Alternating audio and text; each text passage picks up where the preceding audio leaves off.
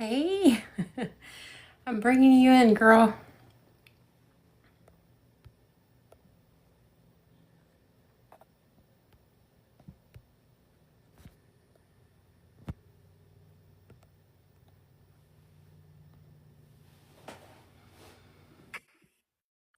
All right. Hello. Sorry, I've got to get my video up. 1 second. No, you're good, girl. Take your time. Oh. Okay. Okay. Oh, no. And there we go. Did we get it? Trying to get us both up here, but oh, look at you. You look so pretty. Oh, thank you. Okay, nope, that's not gonna work. Hold on, let me try. I am terrible at this. Trying to get us both up here, but I don't know if it's gonna work. It's going to be tricky. It's being tricky. Well, okay, fine. It won't let me do both of us. Well, you can just be big. How about that? Okay. Because you're the star of this shindig, so you can be big and I'll be down here in the corner asking all the questions. No. How are you? I'm good. How are you? Good. It is so nice to meet you and finally get to talk. We've been talking. Hey, Precious. We've been chatting for a couple of weeks now, getting excited. So I'm super excited to chat with you. Me too. You make me laugh every day. And I am just such a fan of your energy and the way that you present yourself. So I just need you to know that. So I'm going to introduce you because I do have an introduction planned. So you are Harlow Wilde, mom, voice actor, hilarious content creator, and 2025 favorite up-and-coming narrator nominee for the Sultry Listeners Award. I know. It was fun. That was super fun. I mean, that's a big deal. That's like, that people nominate you for that. That's nominated by readers, and that's awesome. So Thank you. You've been doing this a little over 2 years now, is that right? Mm-hmm. Yep, yeah. A little bit. Yep. So, and I counted about a little over 30 titles for you. Yeah. That have made their way out into the world. Yes. That's great. I mean, that's actually really great. So I wanted to let everybody know that if you want to sample and you haven't listened to Harlow, one of her books is free on Audible Plus right now, which is Biker Daddies. And let me tell you, it's worth a listen. It's worth a listen. Give it a shot. Like the MC going on. Yeah. And you do it. It's a great duel as well. You do a really good job at, making it seamless with those male voices. So, you did good. It's great. Thank you. I appreciate a good dual narration. I'm not picky because, I've been listening to audiobooks for years and years and years. And, you're lucky when you get 2 narrators, much less, full cast. Don't get me wrong. I love a full cast and it's immersive and wonderful and great. But I love a good duel too. So it's good to have some variety. You never know. And I really like solo and duel because you know what? Female narrators don't get enough credit, I don't feel like sometimes. You know what I mean? Girl, tell me about it. And we're going to talk about that tonight because because this girl right here, that's one of my main goals for doing the show to begin with, is to bring attention to female narrators because you guys, you don't get the credit you deserve. And it's not it's just a symptom of the business. It's tricky. I mean, you're in a female dominated business. And of course, males are going to be more appreciated. Males are going to be, the people that everybody are flocking to. But I said this to Alexis the other day when I was talking to her. When you don't like a female narrator, you're not listening to that book. And you can give all the credit you want to the males and to the men who are speaking and making you all, hot and bothered. But if you didn't have a good female narrator, you'd have turned that book off a long time ago. It's And true. Yeah. in most of these books, you guys are doing, 75, 60, 75% of them. You're the actual storytellers. You're the meat and Yeah. potatoes. So Yeah. that's my spiel on female I love it. narrators. I just I don't think love you it. guys get enough credit. I really don't. You're So, amazing. We appreciate no. you. Well, no, I appreciate y'all. I mean, again, and let me tell you, no man does a female voice like a woman does a male voice. Mm-mm. I mean, that's what I'm Mm-mm. saying. Mm-mm.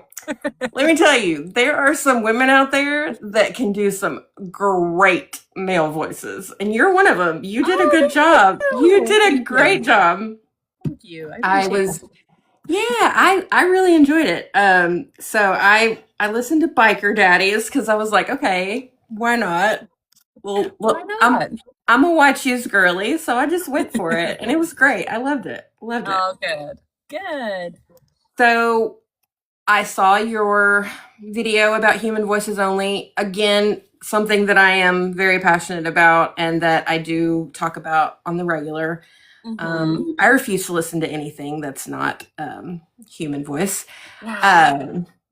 It's a very touchy subject for me. So I love when I see you guys doing these projects where you are really trying to bring attention to that, because it is an issue and it's scary. I mean, it really is. So can you talk a little bit about your Human Voices Only project, and have you picked your choices yet? Okay, so I'm going to kind of backpedal a little bit to kind of like give you a little bit of scopage we've got going on. Sure. I love being in my booth and being behind my mic. I have really, this last year specifically, just got a huge, it just fills my cup so much, and it makes me just a better overall person, a better mom, wife, everything, because I just love being in this space so dang much. And so any chance I get to be behind my mic, I try to fill. And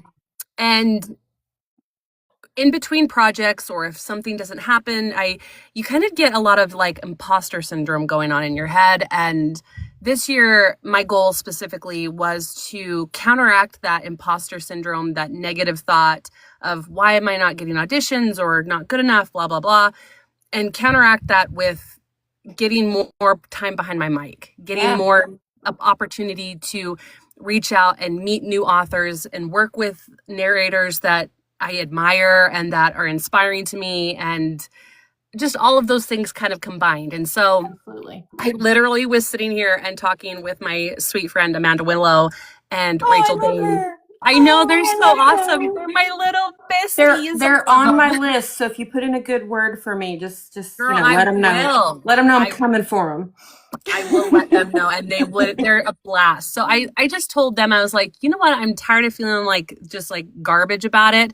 I have fun with it, and I want to continue doing that and turn it positive. So I just literally was like, I'm going to do this. I'm going to do this, and I want to keep pushing against this AI crap and literally just get more experience for myself, build those relationships, go against AI, just all of the things at once, Yeah, it's a great thing. Yeah. So I reached out. I just went full hog ham, and I literally sent messages to all the male narrators that I follow. And then afterward, I had like this moment of like, what did I do? Did I just do? Am I, so it really turned out nicely. I had some fantastic interactions with these narrators, and it's just another thing that proves to me about this community and just how amazing this community is, at just like open arms, no gatekeeping, all the things. Amen. So yeah, I had a really great turnout in narrators, which I was like, dang, I wasn't even expecting that. And then I was like, okay, now I've got this many narrators, and now I've got to fill it with authors. And so then I kind of panicked a little bit, but then ended up having a really, really amazing turnout from so many amazing indie authors. And oh, I love that. It was really awesome. And so my original video was like, I have spots for 7 and ultimately ended up getting spots for 10 slots. And so I selected the snippets over the weekend. I've been doing back and forth with the narrators and kind of playing a little bit of a casting director with the narrators and assigning them to the scenes that all of the scenes that were submitted to me were just awesome. It was so hard to have to like find little things to narrow it down to kind of get it into certain spots that would fit. That's a good problem to have, though. Right. I definitely think I'm going to have to do another round at some point, because there were just so many people that reached out and it was really, really hard to select. So we picked the snippets. I've got the samples back from my co-narrators. I'm in the process of getting everything put together, and they're going to start going live on Monday. So I love it. It's going to be awesome. Are you going to post those snippets? Are they going to go up on your page? Okay, good. They are. Good. Yep. Good. They are. I can't wait. I'm excited. So, and are you affiliated with Thorns and Roses, and are you doing it with them as well? Okay. Mm-hmm. Okay. So my little Human Voices thing was completely separate from her Human Voices for Human Rights thing. And I did partake in her Human Voices for Human Rights amazing cause. And so I have been working with her, but our two things are kind of separate. So okay. As much as she went above and beyond with that whole thing with money, and it blew up. It is amazing. And I'm so happy. Yes. Yeah, it is so, and it's a beautiful thing. And so obviously, because like you said, it blew up, there's just so much outpour from narrators, and I get email updates from being part of the narrator thread. And it's been amazing to watch. So I feel so glad that she was able to do that, and I got to be a little bit a part of it. It's been fun. It's been fun to see just how it all accumulates and how it all comes out into the world. I agree. And I'm just so happy to see how many people participated. I mean, she was I think the other day she was like, okay, I've got enough, narrators, and we're going to do this again, kind of thing. And it's but that's, like I said, great problem to have, no complaints. So yep. I love that. And it's something that I'm very passionate about as well. I'm just a huge audiobook nerd, so I just really there's no virtual voice that will ever do what you guys can do. And as much as I recognize that, it's also still a huge threat to you and to your livelihood. So it's still an issue. Even though we all know that it's not the same, it's still an issue, and it's not going to go away. That's the unfortunate thing, is it's not going to go away, and they're going to just keep doing everything they can to replicate it. And deep down, we all know that they can't. They won't ever be able to, regardless of how good the technology gets. But they're going to get pretty damn close, and that sucks. And there's going to be people that it's good enough for, and, and that's a shame. They're going to be missing out, but, there are going to be people who, and I know that, I hate to even say this, but especially with Audible, most of their titles now on Audible Plus are virtual voice. And I've learned how to tell them before I don't even click on them anymore. You can tell the covers are different, but,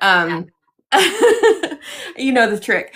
But so it's sad to me because there are so many of them now. It is ridiculous. Anyway. Yeah, and it's unfortunate that it just comes down to ultimately greed, and it sucks because this industry, art in general, there's such a plethora of art for book covers, for artwork, for all of the things that there's no need. It's just people being stingy and not wanting to pay artists and the creative community at all. And it's really disheartening. And I've got so many mixed feelings about Audible. It's so hard because I know. That's where I know that there are smaller places that are starting to take, but it's not. But it's not. Yeah. It's not the same, especially for, indie authors. And, it's just like with Amazon. It's like, when everyone says, boycott Amazon, I understand, like, I get it. But at the same time, you're really only hurting those authors that's Yeah. the only place they can put their books. It's And so, and they're doing it to make it, they make that it they do it on hard for- purpose. It's yeah. absolutely intentional. I mean, Yep. there's no doubt. But again, it's when these authors that's really the only place they can put their books, and they have no other option, and It's such a tight, sticky spot to be in, and it is. There's no alternative. I mean, everyone, you can sell your physical books in your own store, and that's great, but that's never going to get you the same traffic as Kindle Unlimited or any of those things. Yeah. So it just sucks. It does. It's hard. And again, that's why last year I really focused on indie authors. I started this page about a year ago, and, I really focused on indie authors, and I'm still focused on that. But I think this whole ecosystem of indie authors, narrators who, are just kind of coming into this and finding this art form, and it's become this whole new thing. And this community is just kind of such a place that breeds good things and innovation and things like that. So I really love talking to you guys and seeing your passion for everything. And it does kind of take some of that sting out of the corporate nature of everything. It kind of makes you feel like you have that community back. Yeah, so, for sure. Yeah. So we could talk about that all night. I know, right? We could keep going. We could keep going and going and going, but I'm sure that's not the most interesting thing we could talk about. But so you've been doing this for about 2 years or so. What would you say inspired you? I know that you love audiobooks. I know that you have a little bit of a theater kid background. So is it just, wanting to do that and wanting an outlet for that, and just kind of this was the best way? Yeah, it is. I, like you said, I was a theater kid, and I am based out of Utah, and Utah is really well known for musical theater, which I have nothing against. But I don't sing. I do not sing. And so trying to get any kind of cup filling and performing on stage and telling stories just wasn't happening for me. So I just ended up pretty much putting it on the back burner, like something that was just a dream, something I enjoyed a long, long time ago, something I could tell my grandkids that I enjoyed, that kind of thing. I never thought that I would be able to dabble into that again. Yeah. And then, I'm an avid audiobook narrator. I'm an avid audiobook listener, and I fell in love with so many stories. And it was really right before the pandemic hit that I was just like enthralled with these books. I've got 4 kids, and being able to I love me a good paperback book. I love the way they smell. I love renting them from my library.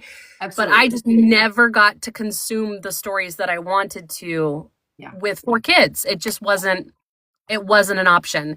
And then finally I literally sat down and I was like, there's got to be something. I was probably late to the party with audiobooks, but I found them and I was like, wait a second. These are revelation. Right?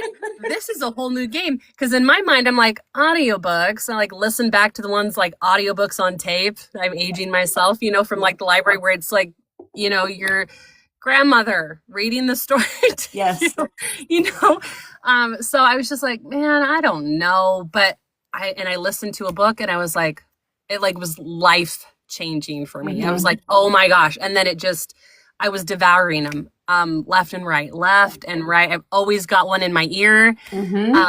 So, and then I remember sitting on my couch with my cup of coffee one morning, and I was just like enthralled with a story. And I was like, what does it take to do this kind of storytelling?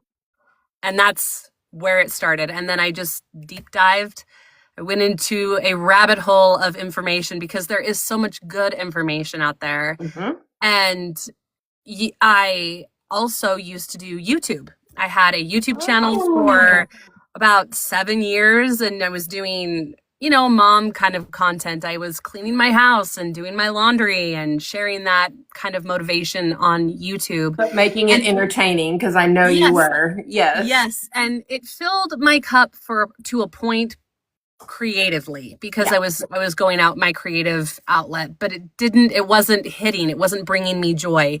It got to the point where I was like, oh, I can't start my laundry because I need to save that for content, or you know what Yes. Yes. that kind of thing. So it just wasn't doing it for me. And so eventually I took a side step back, and so getting back into audiobooks, I reached out to some amazing big named narrators asking for advice, and did it just because, like, why not? Like they had a way to communicate with them, but had no expectation of like response because of my experience in the YouTube world. A very gatekeepy, very closed off, Yes. very Yes. much we don't share information. This is what's working for us. You got to do your kind of thing.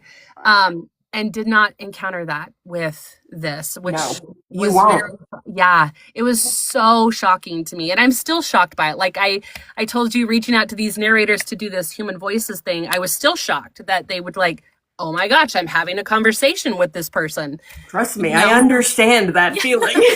Yeah. I felt that way when you messaged me back. Oh, that's so sweet of you. So yeah, that's ultimately where it kind of branched from. And then people were just so open to giving me information and pointing me in directions. And I just kind of like wormed around and, oh, thank you, Jojo. You're so Doesn't she, sweet. JoJo? She looks Oh, amazing. thank She looks so you. pretty. I Thank told her you. she looks great. That's why I Oh, made you're her the so big, kind. that's why I made her the big screen. Oh my gosh.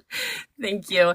So yeah, it was that's kind of where it started, and I haven't looked back since. I definitely, there's ups and downs with it, but I've been enjoying every minute of it, and I try to get it whenever I can.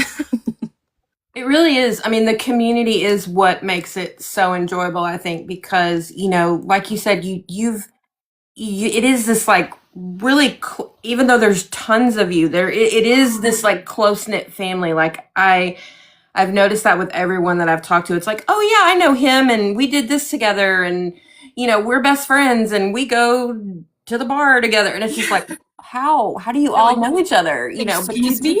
yeah. I'm like, oh really, okay, cool. Yeah, so I mean, but it's great. I mean, that's what I said. It is like a little family, and you guys are all so good to each other, helping each other out, and Yeah. it's and you love to see each other succeed, and that is the best part. There's no competition. There's room for everyone. There's Yeah. tons of books being made every day. And there's a Eh, voice for every story. They're all, Absolutely. it's super competitive, and I know that I was told when I joined in, like, was super oversaturated, a lot more than what these other narrators had joined in at. And it's a little discouraging sometimes, but I keep coming back. Marnie Penning is actually somebody who told me this, and she said, there's a voice for every story. There's a Mhm. voice for every story. And so that's been like a mantra. I've got a little sticky note on my desk over here that's like, your voice is good enough to tell this story, kind of thing, Yeah. And So, especially when you get chosen by the actual author who, yeah. is like, this is what I want my character to sound like. This is what was in my head when I wrote this book.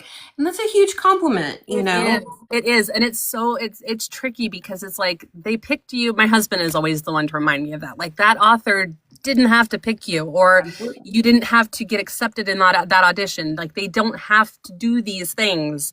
They're doing it for a reason. So it's always nice to be reminded of that and be told that. But man, that imposter syndrome I it's the know. worst. I know. It is not anything compared, I'm sure, but I understand that. I think we all kind of, anything that we do, we all feel that way. And especially I think as women, it's tough, because, we always feel like we're never doing good enough, no Right. matter what we do. So, Oh, yeah. Yep. it hits you real hard. You got like the three big ones. You got, I'm a lady, I'm a mom, and I'm doing something new to me. And those three things are really hard to overcome, especially when you're trying to also just like be a person. at Yeah. the same time. Yes. And it's not easy being a person right now anyway, but on top of No. everything else, it's just whoo. So again, And like you said, it's that's another thing that I'm not very good at articulating things. I tell my authors, and if Kedwins is still here, she's a follower of mine. She always joins my she live. is here. She is She killing it with the likes. Oh, she's so amazing. She's the best. I Thank you always so tell them, much.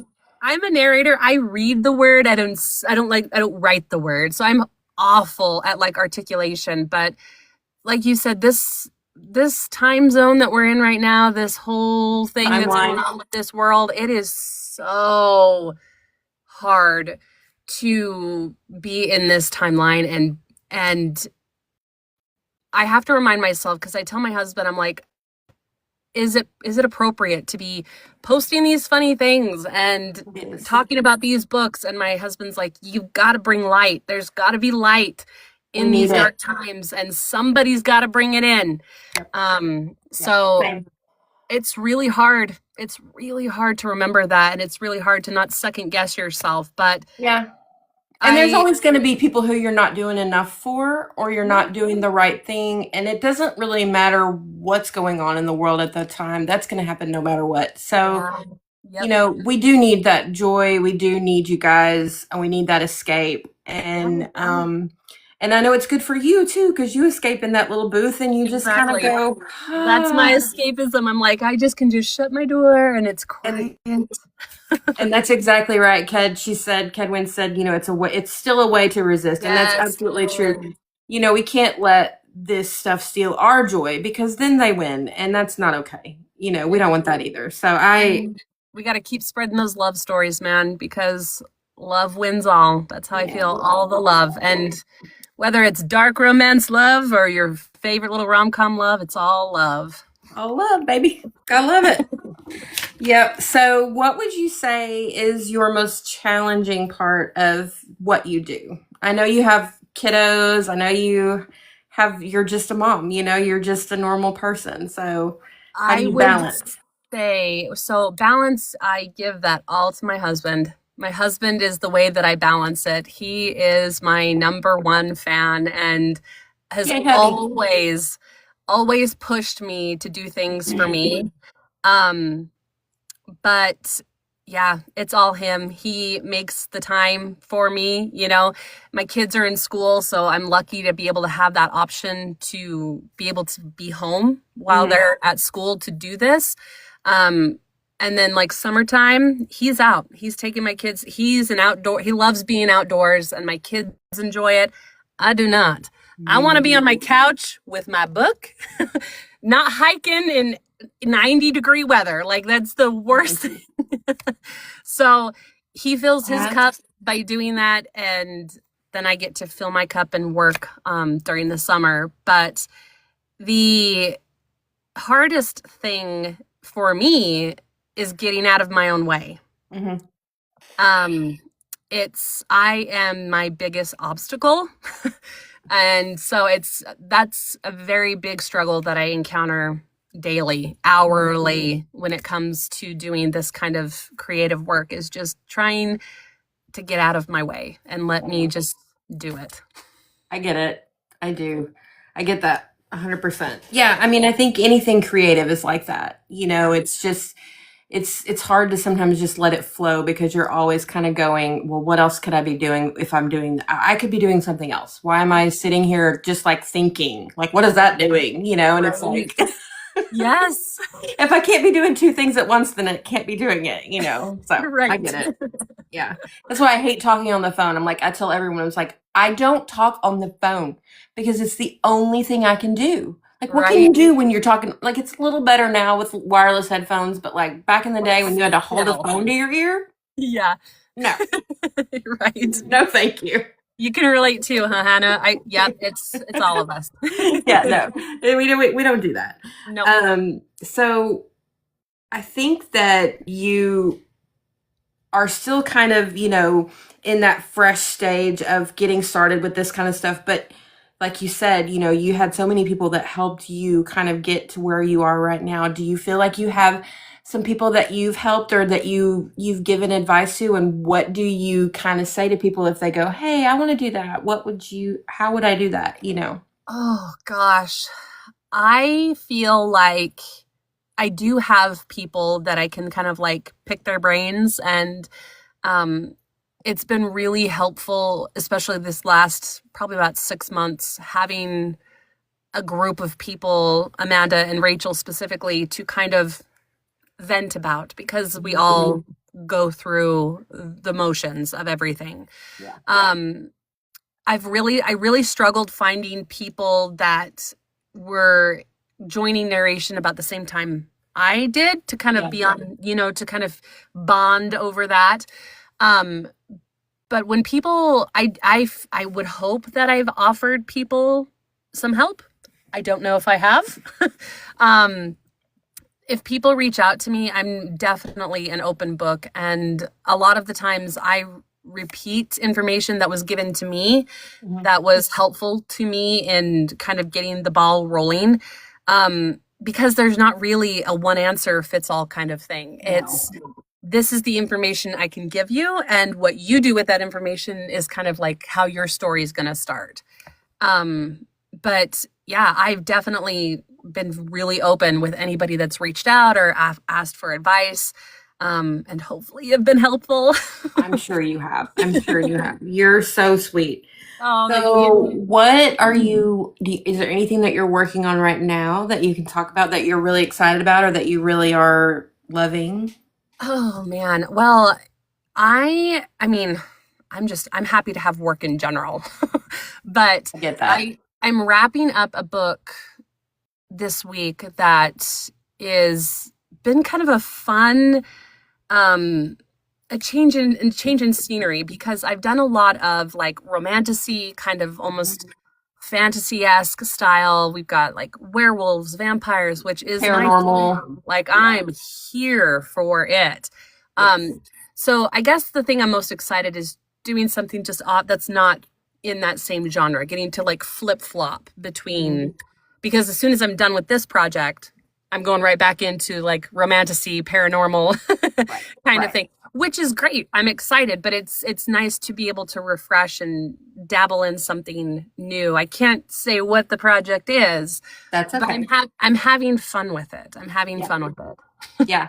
You have fun with everything you do. It's very clear. So, well, do you have, okay, so I know like Amanda and, they're like your favorite people, but do you have any like favorite narrators that like, say before you even started doing this, that you just like, was like, okay, auto buy. If I hear them, you don't have to pick one, just a couple or whatever. I won't put you too much on the spot. Okay, Angelina Rocca. Oh God, yes. Lucy Rivers. Jacob Morgan. Yes. Oh my gosh. I'm trying to think of like my instant buys.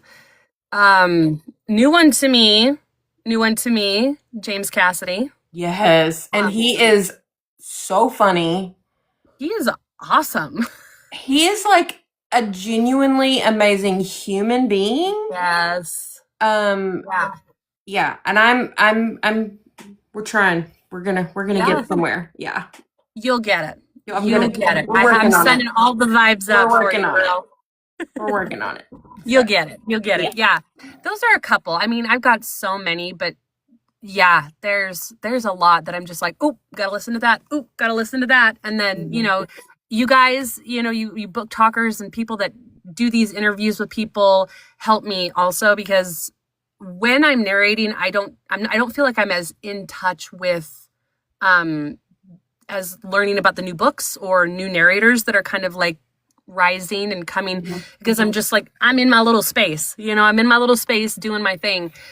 So it's helpful to like watch your guys' content and be able to kind of pick brains of the book talker world and tap back into just listening to books for me, for pleasure. Not that I don't enjoy reading for pleasure, but for work, but being able to just be like, oh, you know what? I want to get into this dark romance or this rom-com or Yes. Yeah, no, and that's important. Like I feel like that too sometimes, like where I don't really feel like I have the time to like just read anymore.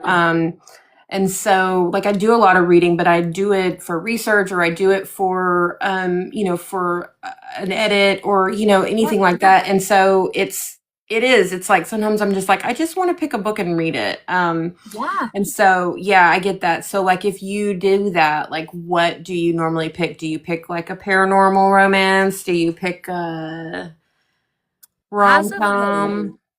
as of late, it's been dark. Mhm. I've been feeling kind of in a moody, dark kind of Mhm. area. More of like testing my boundaries as a listener of like how dark is too dark for me Okay. as a listener. Okay. So I've been kind of been dabbling in the dark romance genre. Okay. So that segues really great into a question is that so do you have any personal triggers or anything that you don't want to have in a story that you narrate? Um, So I obviously will lean probably to just romance is kind of Yeah. like as far as a genre goes. Like I'm not gonna do memoirs or anything like that. Nothing against it, but that's like it doesn't bring me as much joy to Right. tell that story, those kinds of stories. I wanna get lost in an extravagant story, that kind of thing. But trigger warnings, I'm pretty open. There are obviously things to do with children that I don't Yeah. read and I don't will not narrate. Yeah. That's a very big line, hard no.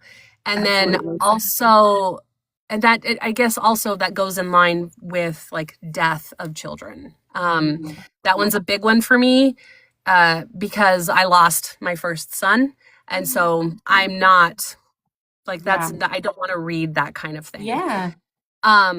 Also as a reader instead of like a narrator, because again, I'll narrate all the things, but as a reader, I don't go towards like pregnancy tropes or single parent tropes. But I think that's because I got 4 kids. you know? I say that all the time. It's like it's nothing against anything. Like No. I love all romance, but I don't do pregnancy tropes, and I don't love single parent tropes either. I agree. And again, it's nothing against it. It just doesn't do it for me. Nope, not as a listener for me or a reader, but as a narrator, I'll do those all night Oh, for long, sure. man. Yeah, for I sure. will narrate anything you got thrown at me, but just for pleasure to listen. Nah, Yeah, I'm not good. my thing. Yeah, I agree. I mean, we all have our preferences, and things like that. hmm So I get it. hmm Um, so you obviously have been on social media before. You've done YouTube. You're doing this. You are such a positive presence on social media, but obviously sometimes social media is not positive and sometimes there are downsides to social media. So, and I think a lot of you guys, you put yourself out there so much with, doing these live narrations and, doing your videos that you do every day and it's wonderful for us as an audience, but I know that it's very vulnerable for you guys. Yeah. So, you're basically just sitting there, where anyone could, just say whatever they want or, throw a tomato on stage or whatever, and you're really putting yourself out there um and it is self-promotion, I know that, but also at the same time you do it to entertain and you do it for the readers. hmm And so I'm just curious about how that affects you mentally and, if there's days where you go, I was supposed to go live today, but I just couldn't do it. Yeah. Yeah, absolutely. Social media is tricky because oddly enough, I don't have a very thick skin. I should, but I don't. But I feel like my experience with YouTube was kind of my toe in the water. And Prepared you. it definitely prepared me. Um, I'm really careful with kind of the stuff that I post.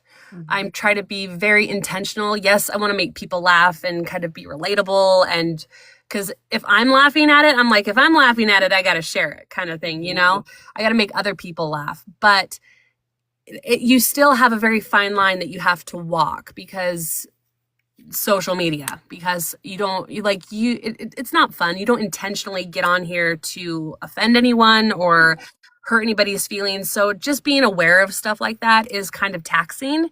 Yes.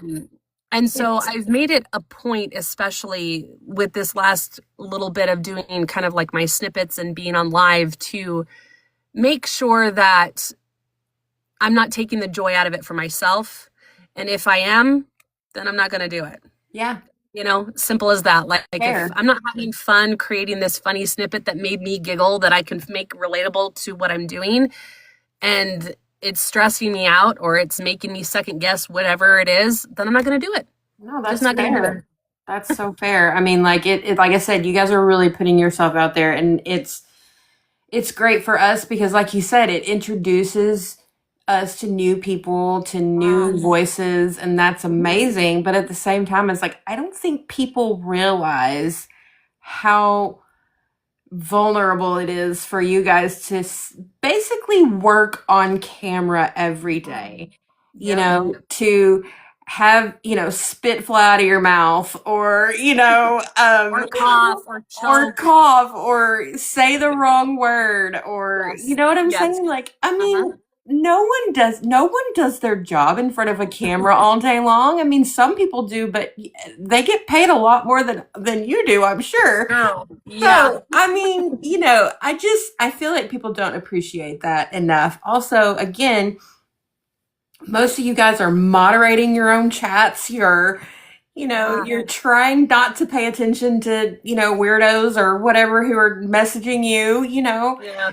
and especially I know, like, with some of the male narrators that I've talked to, like, people go a little crazy. Like, I was talking to a couple of guys, and and they're like, it's like, hello, like, you don't get that access to me. Like, just because I'm reading a romance novel does not mean that I'm your boyfriend, I mean, it's 2026. It boggles my mind that people feel like there's no barrier. Like, are you really going up to somebody that you're never seen before and being like, hey, you know what I mean? Like, what is this? What's social media has really kind of made that like a thing, like where you feel like someone just from, seeing them every day, or, whatever. And that's kind of part of it. But at the same time, it's like you still have personal boundaries, and everyone gets to have those. Like, everyone gets to have their bubble. Everyone gets to have their boundaries, so it's crazy. I've thankfully been pretty lucky to not have to encounter stuff like that, but I also have heard some just crazy stories, and I'm just like, holy crap. Me too. Yeah. Yeah. And so it's, what you were talking about earlier, as far as like triggers and things like that, and things that kind of, you have to be careful what you put in your brain. You have to, anyone that has, any anxiety or mental illness or things like that,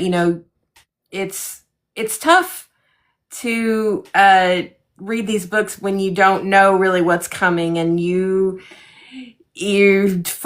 stumble across something that's like, okay, I need a minute, like, and you can't do that. Like, you can't do that, so it's wild. I just have so much respect for you guys, and especially y'all that are just, constantly grinding on this app and just, putting it out there, Yep. and tiring. I mean, just being on all the time and just tiring. I can't. Yeah, it is. It is for sure. And I feel like, like I said, I've gotten to a point where it's like, if it's taking away the joy, then I'm not doing it. Like, if it's, because obviously it's work, right? It's work. You have deadlines and things that need to be met and expectations and stuff, which is fine. But ultimately, the point comes down with like social media and building a brand and that kind of thing, is like, if it's stressing me out, if it's taking away the joy and making this not fun, then I'm just not going to do it. And I'm going to. Well, good. I'm glad because I tell everybody, I'm like, look, no one's entitled to your time. We love that you do this, but you have to keep yourself healthy and happy. And if you're not happy and you're not enjoying what you're doing, then you're not putting out your best work and we're not enjoying it. So, it's really not worth it if you're not feeling it. Yes. Headwinds. Yes, boundaries are important. They are so important. And I think that we all kind of lose sight of that, especially when we are kind of putting ourselves out there for people to watch and talk to and all that kind of stuff.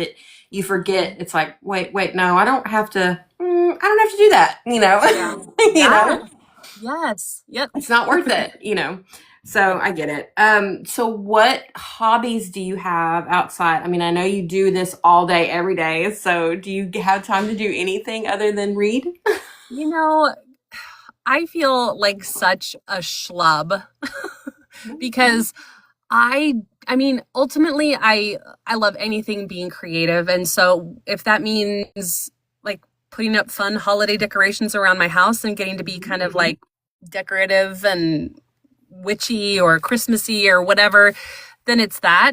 But other than that, like my husband is my best friend. And so like any spare time when the kids aren't around, like I just want to laugh. I just want to laugh with him and talk with him and just another form of like escapism from the world for both of us. So it's just literally sitting with my husband. Sometimes I'll play on my Nintendo Switch. I will. Yes. So we'll sit like doing our separate things together kind of thing. I've got 4 chickens, so I'll go out and just like let my chickens roam and sit and chat with the ladies. It's so weird, but a hen party. Yeah. So I don't have like any crazy hobbies like reading and stories and just like being present with the people in my little circle is like what I do. And like I said, whether that's sitting and watching a movie with them or reading books with them or just sitting and laughing, that's my jam. But that's a hobby. Like, whatever you do, whatever you spend your downtime doing that makes you happy. That's a hobby. Right. As far as I'm concerned. Hannah, you're sweet. Thank you. So, you've been an actress, you've done acting as a kid and things like that. So what is your favorite like genre of acting? Like when you do that, do you like more dramatic type stuff? Are you a comedy girl? Like what's your jam as far as that goes? I feel like I need practice in comedy. My husband tells me that I can be hilarious, but it's like one and done. Like I don't even know where it comes from. Like I can hit once in a while, but that's all I got. But I have always enjoyed drama, like high intensity scenes, whether it's anger or sadness or love or anything, very high intense, emotionally dramatic scenes have kind of been things that I did on stage. And I am mostly pulled to that and get auditions for those kinds of books and stuff like that. I would love to do some more comedy. I just got to work on my timing. My timing is not the best. Like sometimes I'll get this book that I'm working on right now has some really snappy lines and I have to read it like 3 or 4 times before I'm like, oh, that's funny. I need to make that be funny. So I get that. Yeah. So drama, any high emotionally dramatic scenes were things that I've kind of been pulled to and enjoy doing, but I would love to dabble in the humor. So do you read your books before you narrate them? You do. But do you highlight and you tab and you, okay. Yeah.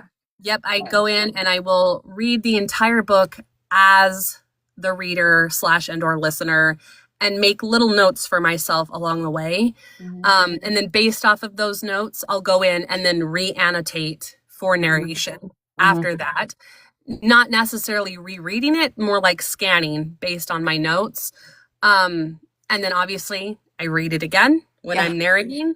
And then based on the project, whether it's with a production company or like an indie author, if I'm working with an indie author, then I am proofer, editor, master on top of all that. So essentially I will be reading the book again because I'm listening to it while editing. And so by the time I finish with a project, I've read the book 4 to 5 times essentially. I bet. Yeah. Yeah. I know a couple of people that I've talked to said, they don't read before so everyone's process is different. But yeah, I can't imagine doing this without reading the book before. Like I know, like personally, I just don't think I would be able to do it because I would, like you're like, oh, that's a joke. Okay. Let me go back. Fascinating. It's fascinating. And that's like one of the reasons why I love watching other narrators' lives. Like sometimes I'll pop in and like I'll comment, but I'm like a quiet lurker. I kind of like hang in the background and just like watch. But I love it because it's fascinating to me to see their processing.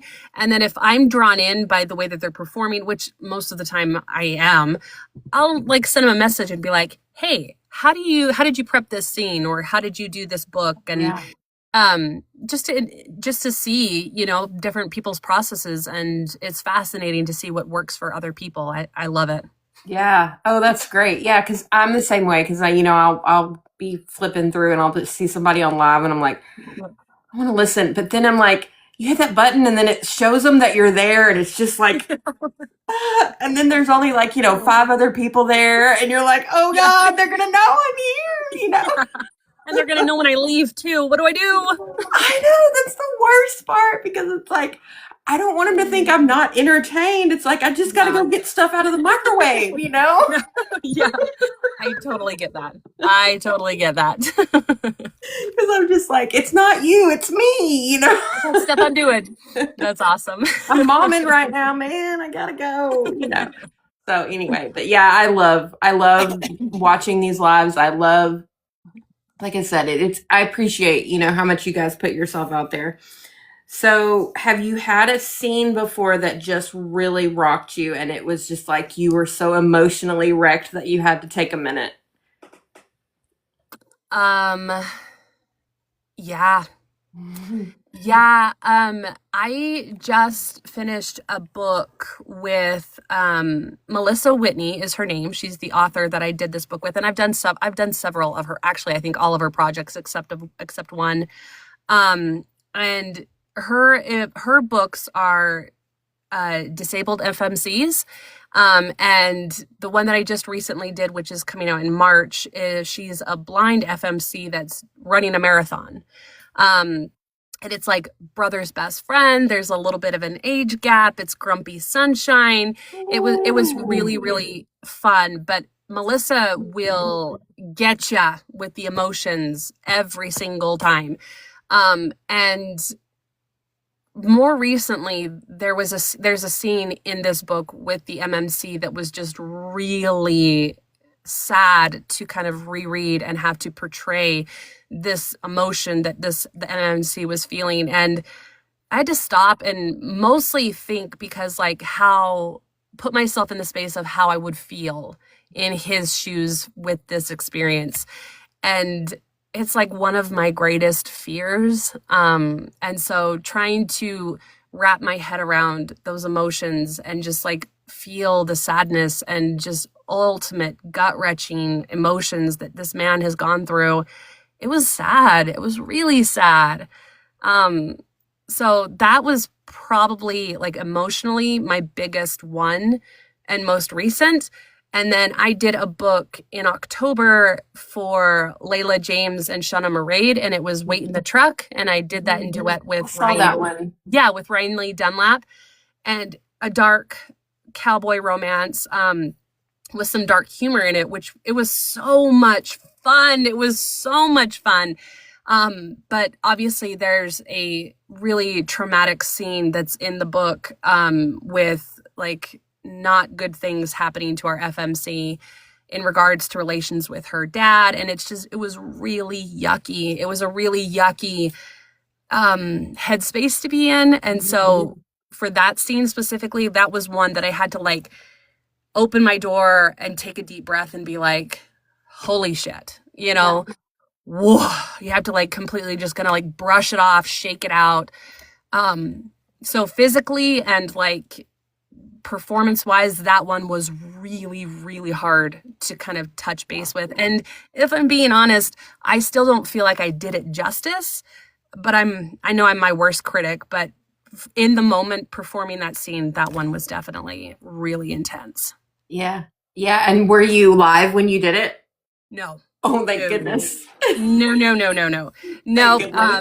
Yeah. Obviously, I'm sure like TikTok is very sensitive with its warnings. I was on a live this morning and got flagged because I was talking about some crap bag getting his just desserts, and it wasn't even super descriptive, but it was like my first TikTok flag. So I was like, okay, whatever. So I can't imagine having to have done that one on live or, any of the spicy scenes, all the fun stuff, the guts and stuff of the book. But I have a Discord group that I'm part of, and you have a little bit more freedom, kind of over there. And for whatever reason, doing lives and stuff for me it keeps me motivated, even though most of the time it's just me and Kedwin's. Kedwin's blowing up my lives for me and interacting with me. It's just me and Kedwin's right now too, so I feel you. Kedwin's, I love you. Yeah. Usually it's my girl Kedwin's holding down the fort for me, but yeah, it just keeps me motivated, and it's so hard when I can't do lives because I'm like, I need the motivation. Otherwise I'm checking emails, scrolling, looking at other people's lives, like not staying motivated. So I always hate when I can't go live, but it's a love-hate relationship. But Kedwin's is always there for me. It is a love-hate relationship. I feel the same way. Like I'm just now kind of getting into that TikTok atmosphere, and it's a lot. Like half the stuff that's happening, I have no idea what's happening. Like I'm like, what is that? Why is that? What is that button? What am I doing? I don't know.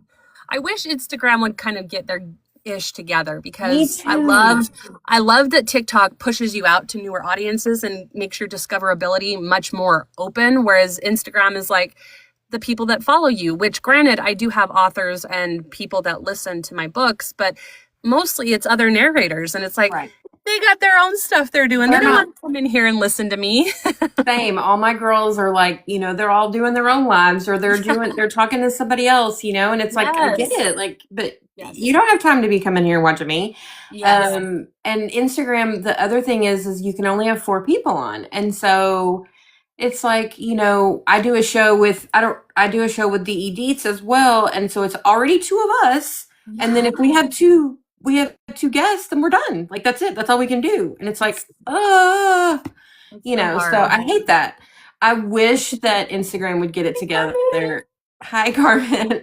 So yeah, I wish they would really get it together, because I love the space. I like the vibe a lot more. But yeah, it's just not there yet. Discord, I'm really working on Discord, because I think that's gonna be where everybody ends up. It's a good option. It's a little overwhelming at first, but once you get into it, it's all right. So I'm kind of giving everyone that option. Like, if you want to do Discord, I can do it, but like, I don't have the audience there or anything. But yeah, yet. Don't worry, I'm getting there. Yeah, so it's been really interesting starting this journey. So I feel like we have a little bit of a kinship in that. It's a whole new bag for me. Yeah, you're doing awesome. I love it. Thank you. I appreciate that. Oh my gosh, why am I verifying? Are you kidding me? Drag the puzzle piece. What is happening? Oh, the puzzle piece. You got to drag it over and match it. You got to drag it over and match it so that you're still there. It's like Netflix. Are you trying to kick me out? Like, I'm talking. Like, what else do you want from me? Jeez. I'm trying to talk to you. God. Okay, so how are you? What do you need to? Or what is your time limit? I'm still good. Are you okay? Okay. Yep, I just have a couple more questions, but so accents. How are you with accents? girl. I wish I was better. And you know, it's turning out to be 2026 is really challenging me, which I love. I Mm-hmm. love that it's pushing me out of my comfort zone, but it stresses me out. It stresses me out. I can do a Southern twang and I can do a passable British accent, and that's about all I got. That's about like where I can go back and forth, and that's about it. That's all I can do. Um, Well, this book that I can't do British, so you're already, and well, I do see, Southern twang because I live in Texas. So there you go. so you got it down, Yeah, I right? got that one down.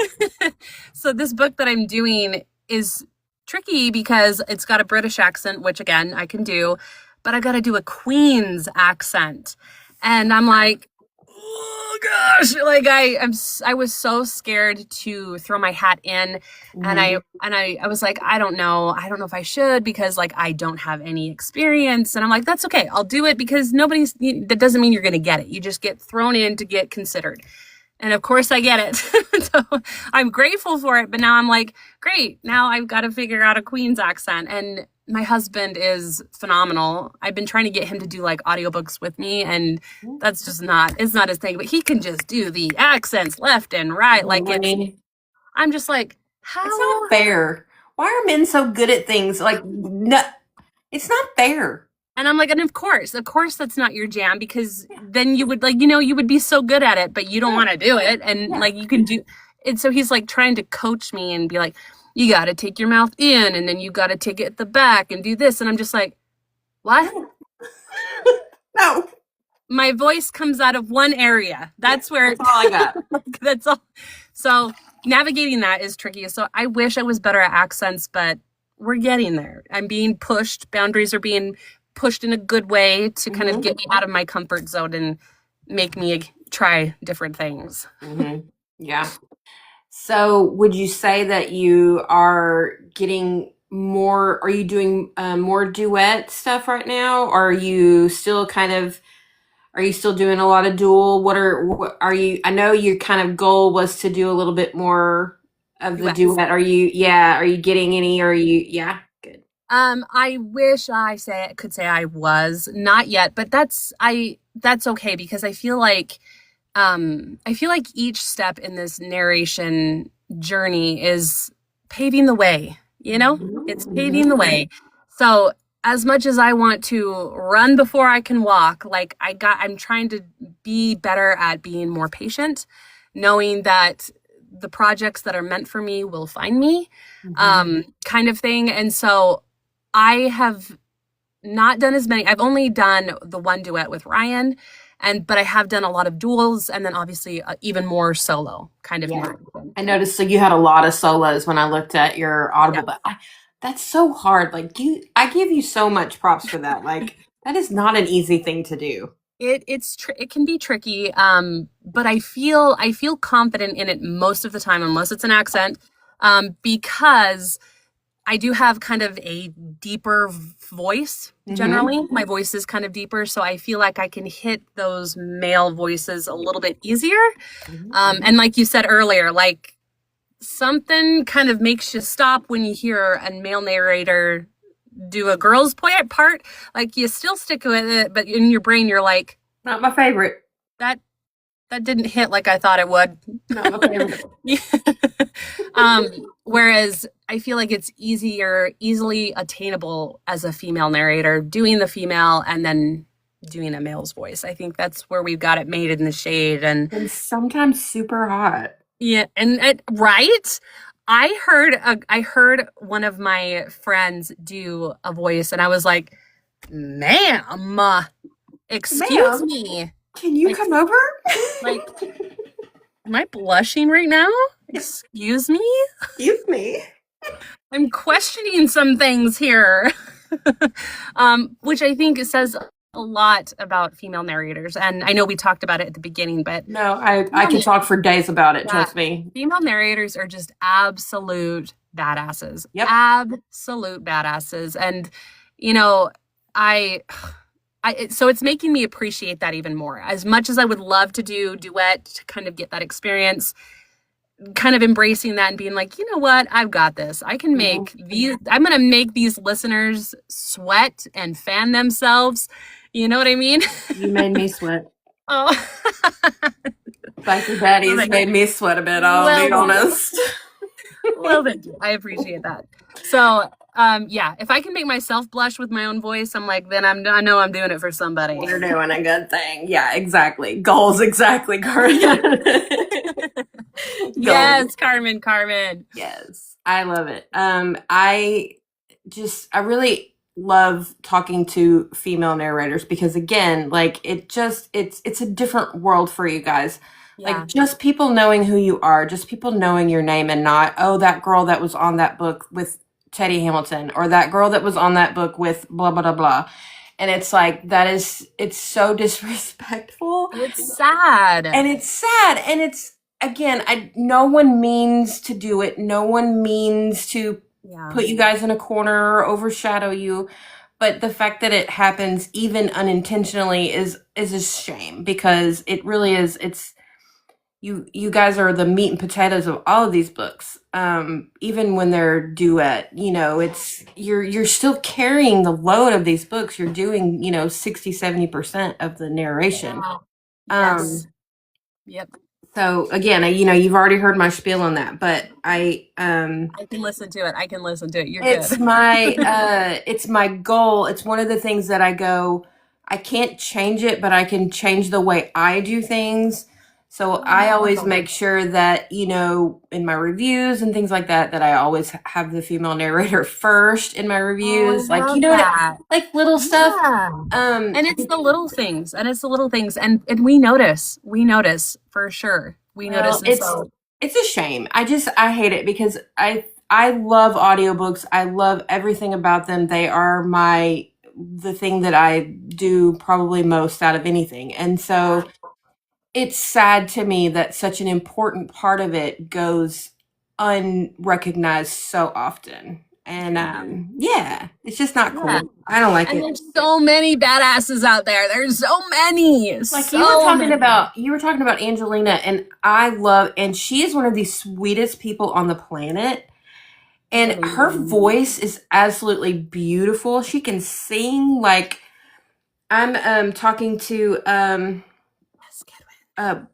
Blair Thatcher in a couple of weeks, and her singing voice is amazing. Oh my gosh. Like I have so much respect. So much respect. Yeah, it's for all of them. You guys are so talented, and I hate the fact. I hate it. I think it's getting out there. I think people are starting to realize it a little bit more, and kind of give the females their props. And I think a lot of us are really trying to make that like something that we talk about and something that we push.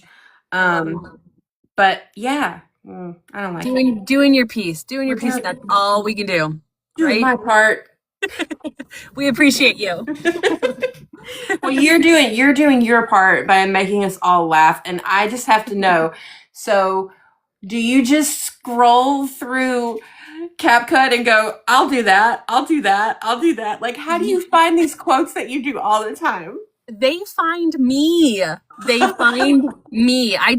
Sometimes I will just mindlessly scroll, just be like, because you're like, you know what, I want to disassociate, or I need to laugh. Me and my husband will be sitting there, we'll scroll together, like on my phone, laying together, and just laugh and giggle. And then like sometimes it just hits you, and I'm just like, that's funny. I'm saving that as an audio, and then that's it. They just find me. I don't know. But you're so good at like linking them to what you do. Like, like you go, like I can see something and go, oh, that's funny. But like to make it about me would be like impossible. But you do it, like you make it. You make it bookish so easily, and they're not bookish quotes at all, which is so great. That's I give that props to YouTube for that, is like niching down, and it's like, this audio made me laugh and made me, giggle or pee my pants because I was laughing so hard or whatever. I'm like, how can I incorporate that and niche that into the narrator persona, from the narrator's point of view? Because it's tricky. Algorithms are always changing, and I don't want the content to be considered like book talky because I'm not a book talker. I'm like those you girls are amazing with the book talk and the talking of all the books and everything. And I'm just like I'm not a book talker and I don't want them to think that I'm pretending to be a book talker, and so I got to make sure that I niche it down to narration and make this relatable to my fellow narrators, but also funny and also relatable to everybody else on top of that is being creative or enjoys audiobooks, you know? You do, like you do. And I look at those same things and I go, that's so funny. Yeah. I got nothing. Save them and then like let your brain process and be like, that is hilarious. It is nothing to me. If it makes you laugh, I guarantee you'll make some other people laugh. Guarantee. Yeah, it takes practice, and you do it so well. Oh, thank you. And that's honestly, like, I've kept watching your little, yeah, and I was like, videos. She just keeps coming up, and I just like it every time. And it's like, I gotta talk to her. I need her to be my best friend. I'm a best friend, and now you're stuck with me. Sorry. No, I love the, like I said, we were talking about earlier, like we all need that joy, like right now we really do. And so anything that you can do to like spread a little bit of that is anything that any of us can do is, it's all, it's 100%. Yeah. Yep. And when it's dark for the people that bring light, there's other people bringing light, and that's like just trying to create that, because it is hard to be on and to be funny and to bring light all the time, especially when it's so heavy and dark. Yeah. It is so heavy and dark, and it's really, really hard.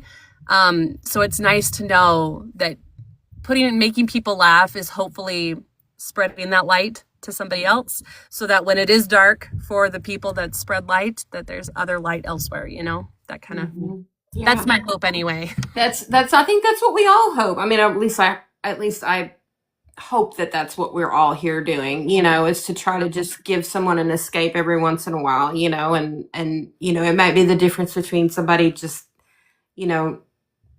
being stuck in that sadness, and finding something that takes them out of it, so whatever you can do.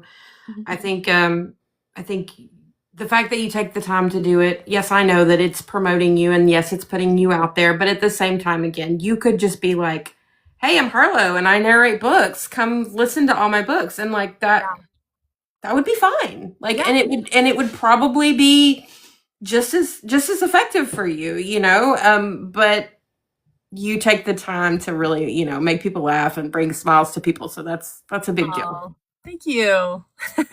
So I think that you might be a nerd. Are you a nerd? Yeah. So are you like a game nerd or like a video game nerd, or are you? I'm old school The Sims. Okay. I'm old school The Sims. I've never gotten into like the hardcore like video games and stuff.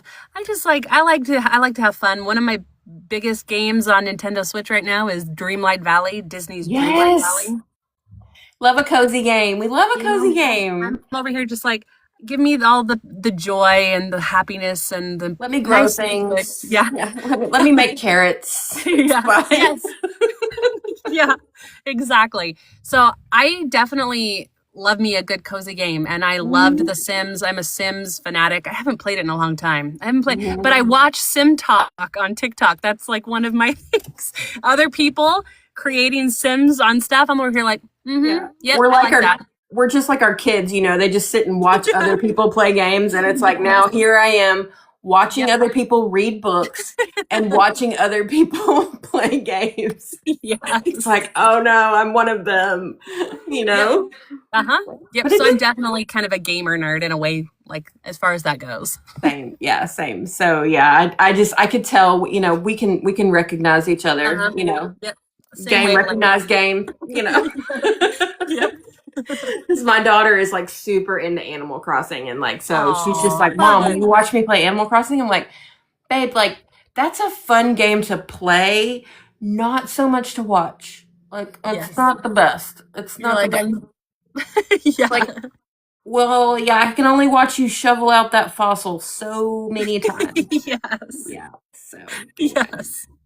My boys Well, are into like Minecraft, and that's where I'm at. I'm like, yes. They're yep, like, oh, come look at my house I built. And I'm like, oh, it's great. awesome. And they're Yeah. like, look, there's a chair and a fireplace. And I'm like, yes. Yep.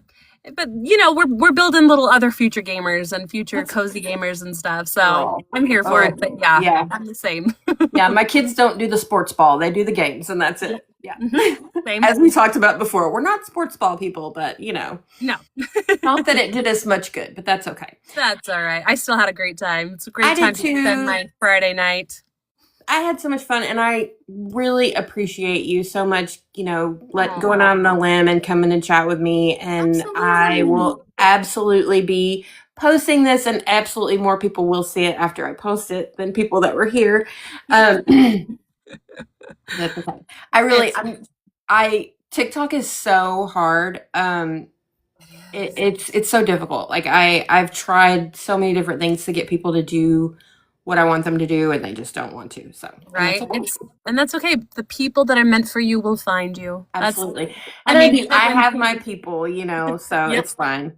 Yep. And it's Friday, Yeah, it is People have Friday. better things to do.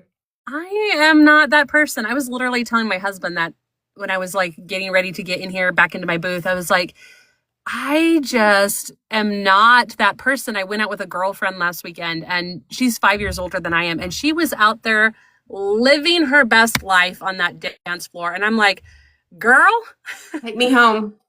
I am almost 40 years old, and I cannot believe that I cannot, like, where is your stamina coming from? I don't get this. And so staying up till 2 a.m., hanging out, dancing to DJs, I was like, that wiped me out. So Friday night, people, bless you all. I'm over here like, I'm going to go put on my comfies, gonna eat some In-N-Out and watch a movie. That's what I'm going to do. Mama is 46. She does not go to the clubs. She does not do this stuff. No. Right? No. See, you get it. You get it. Oh, yes. Yes. I'm in bed at 9 every night. I don't know like, seriously.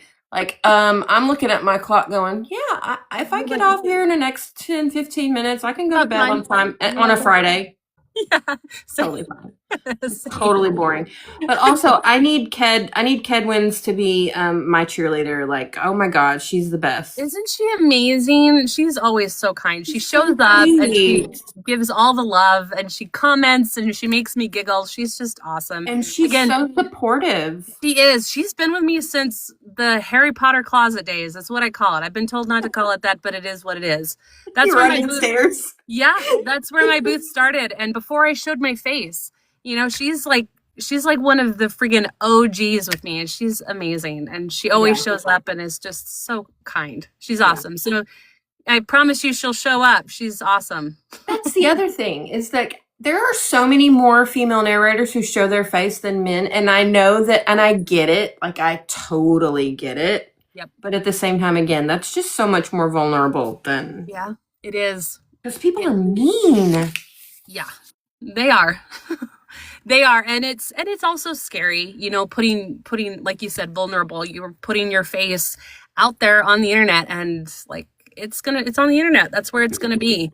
And I definitely toyed with showing my face in the beginning for quite some time. And it just got to the point that it was like, one, I'm not that people have things to hide, but one, I don't feel like I'm authentically portraying myself, even though I have a pseudonym. I'm not giving myself enough credit. I'm not showing up and being myself like I want to be, and that's holding me back, and therefore it's holding my performances back. It's holding me portraying and getting these stories back. And just for me personally, I didn't feel like that was fair. So I was like, you know what? I'm going to do it. I was already on YouTube showing people me cleaning my toilet. Like, yeah, you had that experience already. What I mean? So like, let's go. Let's just do this. Yeah, I know. It's always still a little daunting though. Like, no matter how many times you do it, it's always like, oh, is this going to be the time where somebody like really just like rips me apart, you know? Yeah. People got nothing better to do. You know what I mean? Yeah. Nothing better to do. I've been pretty brush it off. lucky. I've been pretty lucky so far, but yeah, I'm just like, Good. oh, it's gonna happen one day, and I'm just gonna be like, Right. I gotta go, guys. You know? Oh. No. Hopefully not. Hopefully not. Yeah. Part of the thing. Well, Harlow, thank you so much for coming and joining me, and I enjoyed chatting with you. We are gonna do it again. When you get that duet going, and I want to know all about it, and then we're going to talk all about it. So if you have something cool, anytime you have something cool coming up that you want to yap about, you just message me because I love talking to you. So awesome. And then you just message me if you want to chat, because why not? Because we're best friends. Because we're best friends. And literally, I'm like a barnacle. I'm not tell all your friends I'm coming for them. So Edmonds, and I will. I'll tell Amanda. I will. You best believe. Well, thank you so much for chatting with me. And like I said, I'll get this all posted, and other people will definitely see it. It's okay. I feel like Kedwins, do you enjoy the Super Bowl? I need to know, because like if you enjoyed the Super Bowl, then we really would have been just me and you chit-chatting. Right. If Kedwins would have watched the Super Bowl, we would have been dead. We would have been stuck because we were going to do this on Sunday. We would have been on a date at that point. I mean, it would have been fine. I would have been Letty's here, my friend Letty. Thank you, Letty. Thanks. She said I'm only watching the halftime show. Same girl, same. Yeah. And you know what? I didn't even used to do that. I just showed up for the food. But now I'm in charge of doing the food, so it's like. Yeah, I don't know. So are you gonna have people over? No. Okay, good. No, I used to go to my parents and they'd put on like all this food. And I'm like, now that I'm like, if we're doing Super Bowl food, then I have to do it. I'm like, nah.